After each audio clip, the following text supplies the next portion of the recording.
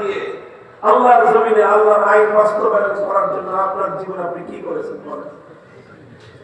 আমার কাছে বলতে হবে না, নিজে বুকে হাত দিয়ে বাড়িতে গিয়ে জিজ্ঞাসা করেন নিজেকে নিজে, যে এই যে আমি যে বলতেছি আমার বয়স 30 বছর 40 বছর 50 বছর, আমি যে 50 বছর ধরে আল্লাহকে রব বলতেছি, প্রতিদিন 5 ওয়াক্ত নামাজে অসংখ্য বার বলতেছি আলহামদুলিল্লাহি রাব্বিল আলামিন, জগৎসমূহের রবকে।